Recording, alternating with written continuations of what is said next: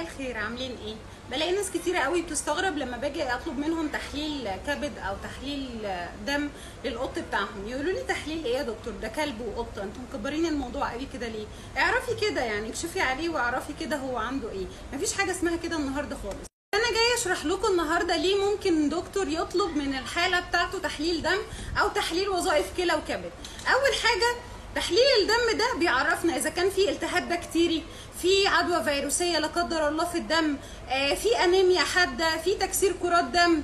الحاجات دي كلها، كل حاجه فيهم بتبقى محتاجه علاج غير التاني خالص. الانيميا بوجه عام هي واحده، بس الاسباب متعدده وكمان العلاجات بتاعتها متعدده، فلازم نبقى عارفين ايه نوع الانيميا اللي احنا بنتعامل معاها عشان نعرف ندي ادويه على هذا الاساس.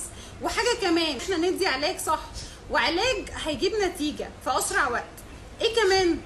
الاعمار الكبيره مثلا بتبدا تخش في حاجه اسمها امراض مزمنه. امراض المزمنه زي الامراض اللي بتجيلنا بالظبط عند عمر ال60 او ال70 سنه، زي ان مثلا الكلى بتبدا ان هي الكفاءه بتاعتها بتقل، والكبد كمان ما بيشتغلش بنفس الكفاءه بتاعته. طب الكلى والكبد دول اهم اعضاء، في اهم عضو بيفرز انزيمات كتيره جدا بتساعد في الهضم.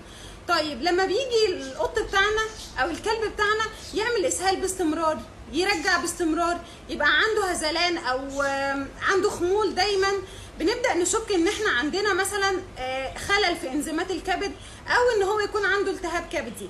ولو عملنا التحاليل دي فاحنا بنلحق الموضوع قبل ما يتدمر ويوصل لحالات متاخره جدا ما نقدرش نلحقها بالعلاج لا قدر الله، وتبقى امراض مزمنه تفضل معاه العمر كله ما يبقاش ليها حل.